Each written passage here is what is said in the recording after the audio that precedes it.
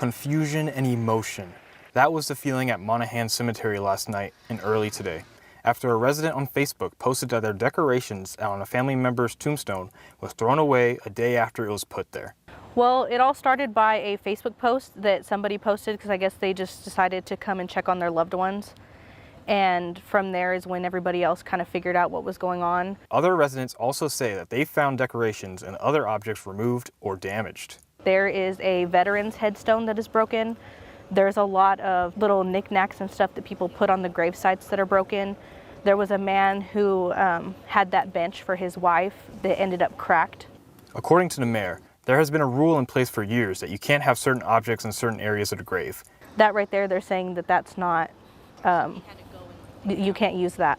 Anything on the grass. That way, it would be easier for the groundskeeper to mow, weed eat, and keep the area clean. I could understand that, but if you look in between the majority of the headstones, look at all the grass and the weeds and the stickers and the ants. The objects in violation of the rules are now in a different area inside the cemetery. Despite the rule, according to the residents, this rule hasn't been enforced for a while. So when they did start to enforce it, it was out of nowhere. You could have let us all know, because this is people's hard-earned money and this is the way that they're showing their loved ones that they love them, for it to just be taken away and broken like it's trash.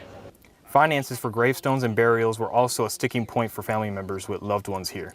You know, my aunt at the time, her family didn't have the money to buy her a headstone.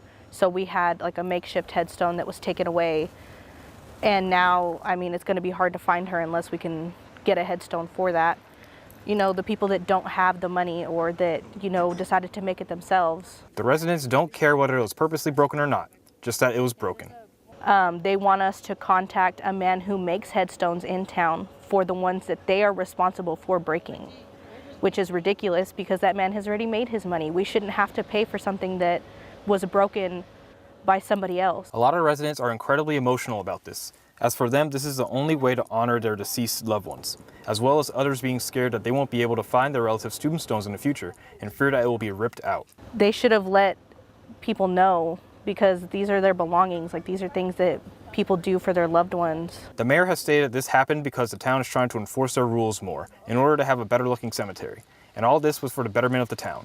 But all the residents wanted was a heads up and to handle their deceased family members' graves with care.